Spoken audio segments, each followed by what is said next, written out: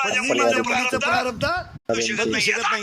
माझी मुलगी जर 14 वर्ष वनवासाला गेली आणि ती जर इतिहासातच अमर होत असेल तर वनवास करायला काय हरकत?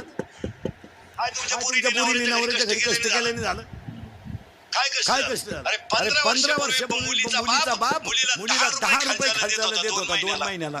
ते बी गप्पी द्यायचे, माणसात द्यायचे नाही. त्या बापाच्या घरात त्याला चहा मिळत नव्हता. बाप जर पोरीला भेटायला गेला तर हे श्रीमंत नवरदेवांचे बाप इतके नालायक होते. आता जिरली यांची आता पार शब्द हा तुमचा हा जो पट्टा ना तुम्ही आता गार झाले. तुम्ही लय फुगीर होती. तुमच्याकडे चांगलं वळवळ करीत होते. आता जिरली तुमची. तुम्हाला चांगले पूर्वी कांद्याचे पैसे व्हायचे. कुटुंब म्हणजे शीत होती. जमिनीत ताकद होती. उत्पन्न भरपूर. जमीन पाण्याच्या काढायला पाण्याचा प्रॉब्लेम नाही. तेव्हा तुम्हाला बरंच पोरी देत